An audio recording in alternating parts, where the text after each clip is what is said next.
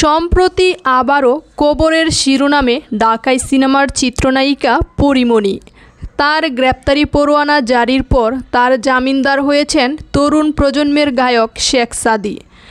এরপর থেকেই অন্তর্জালে ছড়িয়ে পড়ছে তাদের প্রেমের সম্পর্কের গুঞ্জন। শেখ সাদীর এক ফেসবুক স্ট্যাটাসের পর এই গুঞ্জন আরও জোরালো হয়েছে।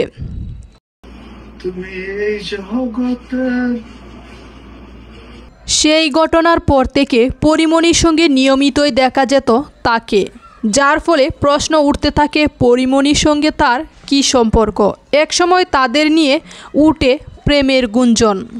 যদিও বিষয়টি নিয়ে পরীমণির পক্ষ থেকে কোনো মন্তব্য না আসলেও শেখ সাদী এ বিষয়ে মুখ খুললেন।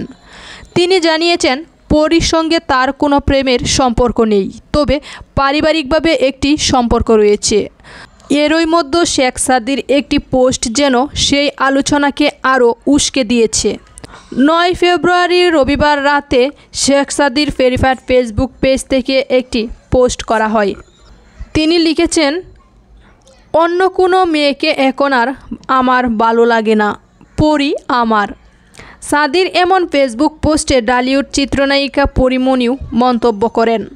দরজার আড়াল থেকে উকি দেওয়া একটি পুতুলের ইমোজি জুড়ে দিয়ে লেখেন, ওহ। কেউ কেউ বলছেন ভালোবাসা দিবসের আগে নিজের মনের ইচ্ছা সামাজিক যোগাযোগ মাধ্যমে প্রকাশ করেছেন তরুণ প্রজন্মের জনপ্রিয় গায়ক শেখ সাদী। জানিয়েছেন তিনি পরীমণির একমাত্র যোগ্য। শেখ সাদী সোমবার দুপুরে গণমাধ্যমকে বলেন, ওরকম সিরিয়াস কিছু ভেবে দেয়নি, কিন্তু সবাই যে এত সিরিয়াসলি এটা নেবে ভাবতেও পারিনি। এখন থেকে ফেসবুকে কিছু লেখার আগে ভাবব। সহকর্মী একসঙ্গে কাজের পরিকল্পনা চলছে, এর বেশি আর কিছুই নয়।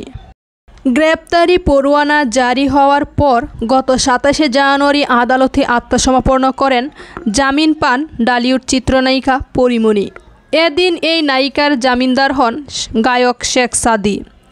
আদালতে শুরু থেকে শেষ পর্যন্ত পরীমণির সঙ্গেই ছিলেন শেখ সাদী। তারপরই চর্চায় পরিণত হয়েছেন তরুণ এই গায়ক। পরীমণি সে সময় গণমাধ্যমকে বলেছিলেন, অনেকটা চড়াই উতরাইয়ের মধ্য দিয়েই জীবন চলছে। বিপদের সময় যিনি পাশে থাকেন তিনি জীবনের জন্য আশীর্বাদ। আমি এই জীবনে অনেক শুভাকাঙ্ক্ষী পেয়েছি, এখনও আমার অনেক শুভাকাঙ্ক্ষী রয়েছে। আমার সুখ দুঃখের গল্পগুলো তাদের সঙ্গে ভাগাভাগি করি, এতে আমি মানসিকভাবে ভালো থাকি।